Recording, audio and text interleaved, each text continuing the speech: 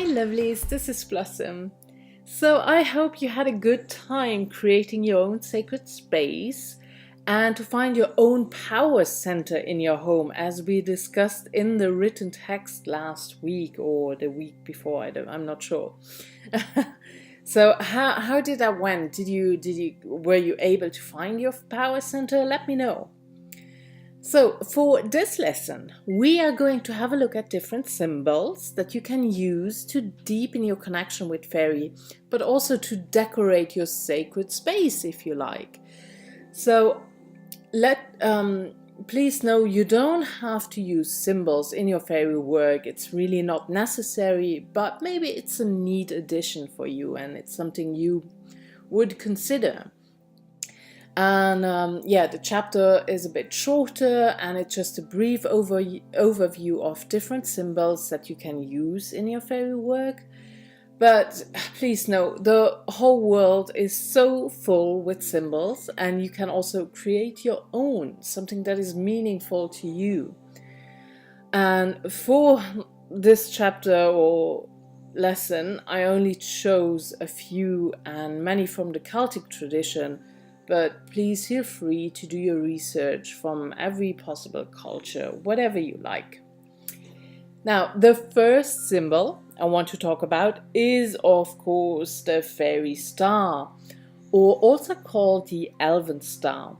So this is a 7-pointed star, and it becomes more and more popular. It can be seen as the human figure, as we can see in the pentagram, but with wings.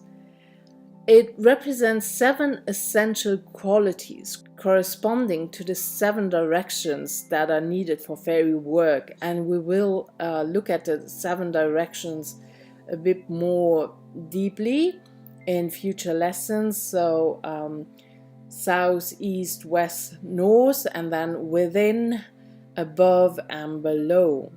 And then the founders of the Elf Queen's Daughters, who in the 70s were the first to adopt this star to represent the elves or the elven otherkin. If that is something that interests you, you may want to look further into that. Now, Emily Carding's book, Faery Craft, is based on this symbol and might be an interesting read for you. And her associations are the following. So she has knowledge east air, connection above stars, trust north earth, honor within sun, magic below moon, joy west water, and inspiration south and fire. And so, the number 7 is a sacred number for the Fae, and the septagram can also represent the 7 planets, the 7 alchemical metals, the 7 days of the week, and the 7 colors of the rainbow, for example. And in folklore, we can note that people who were taken into fairy, it was often for a period of 7 months or 7 years or 7 days. Was that something? I'm not sure, but 7 months or 7 years, yeah. Other associations for these symbols are the sun, the forest, the sea, magic, the moon, the wind, and spirit or connection. And then power, personal will and determination, unconditional love, wisdom and growth, knowledge and intelligence, harmony and tranquility, powers of mind and science, devotion and honesty, and the last, magic. Now, according to Morgan Daimler, each point can also be symbolic of 7 qualities to nurture for good relations with the Fae, as they are hospitality, generosity, kindness, compassion, courage, politeness, adventurousness. And I use this symbol to enter the fairy realm by drawing it either on a piece of paper or just up in the air to open that portal to the other world. And I also like to have this symbol up on my altar as I work constantly with the Fae. So while I did a quick research for this symbol, I found a few other associations as well. There is no right or wrong. Go with the associations that make sense to you and do a little bit of research if you like. In a future lesson, I will also give you a tarot spread based on this symbol that I use for myself and for others. So the fairy star can be a bit tricky to draw, so I give you a quick step-by-step guidance. So first draw a circle and mark 7 points on the outline. And here with the second picture you see you just have to follow the arrows in that direction and ta-da, there's your fairy star. So this is of course not ideal what I did here, not the picture, that's great of course. But please go ahead and read this lesson on my homepage, because I told you a lot now and I guess it's a bit hard to keep that in mind. So a next symbol is Arwen. Arwen represents divine inspiration, but can also represent the balance between female and masculine energy. Other representations are land, sky and sea, or body, mind and spirit, or underworld, upper world and middle world. But it can also be associated with nature, knowledge and truth, or love, wisdom and truth. The Arwen symbol is often associated with modern druids. According to a 19th century Welsh dictionary, the word itself is formed by combining the two words "ar", so AW, meaning a fluid, a flowing, and EN, meaning a living principle, a being, a spirit, essential. So Arwen may be rendered literally as a fluid essence or flowing spirit. Arwen is a gift given from the cauldron of inspiration of Ceridwen. So I use this symbol in spells or rituals to let inspiration flow through me, to help me when I feel stuck in creative endeavors. I just draw it to remind me of that I have this creative energy and that inspiration within me. So you can simply draw it on a paper, you can carve it into a candle, you can use pebbles to create a symbol, and then you can let it be filled with the light of the sun to activate this symbol. And if you do a little further research, you can find a lot more information about it, but let's keep it as short as possible. So the next symbol would be the Celtic shield knot.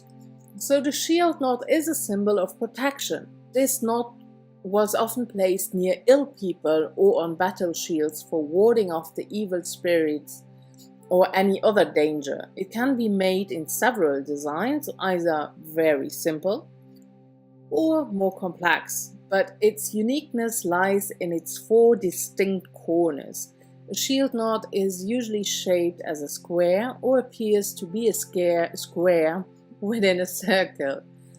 And I use this symbol in protection spells and healing rituals.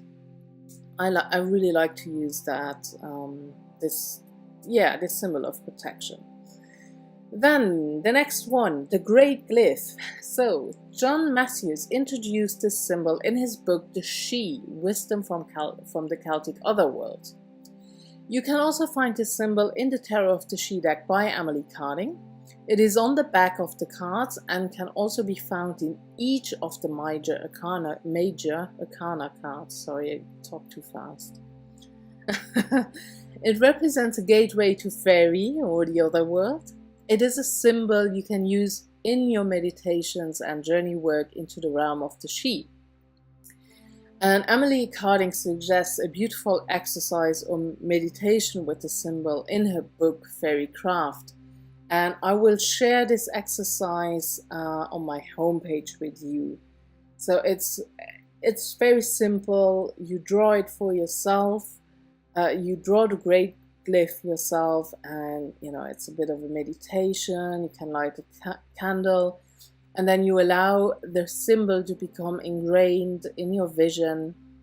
And when you can see it in your mind's eye, you close your eyes and you see the spiral becoming a tunnel stretching out before you. through which you can pass. There we go. And like I say, more information on my homepage. Then another symbol would be the solar cross. So this symbol is an equal arm cross within a circle. We can use this symbol to represent the crossroads between the worlds. For visiting the fairy realm, you can use this symbol in your journey work, as crossroads are a meeting point for humans and fae to get together. And I will definitely have exercises later where we definitely use the symbol of a solar cross or the crossroads. Otherwise, this symbol represents the 4 elements of air, water, fire and earth, and the center represents the self. Or it can also represent the 4 directions: east, south, west, north. Another main symbolism with this solar cross is the marking of the solstices and the equinoxes. Other meanings are that of the stages of the day: morning, noon, evening, midnight, and the meeting places of the divine energy of self, nature, wisdom, and divinity. Then, of course, we also have to talk quickly about the spiral. And in Celtic belief, the spiral represents the sun, or the radiation of ethereal energy. It symbolizes the universal pattern of growth and evolution, and can also represent the goddess, the womb, fertility, and life force. The spiral can be found in plants like the fern, for example, or in minerals or fossils like ammonite. Otherwise, it can also be found in weather patterns or in human physiology. Think of a few examples yourself and where you might find this symbol out in nature. And the double spiral is a symbol of balance and represents death and rebirth. Then the Triskelion or Triskel. The Triskel is an ancient Celtic symbol. The name can be translated to 3-legged, and it appears as legs in motion. It is a symbol of cycles, the journey of life, death and rebirth, so we have similarities here. And yeah, a symbol of motion. The number 3 is a magical number, and we can find it many times in fairy lore. We can also see it in the triple-formed goddesses such as the Morrigan, Hecate, Bridget, or the 3 Norns. In fairy tales, we often come across the 3 wishes or 3 guesses in riddles. Another significance are the 3 colors of red, black, and white, and we will explore this further in a future lesson as well.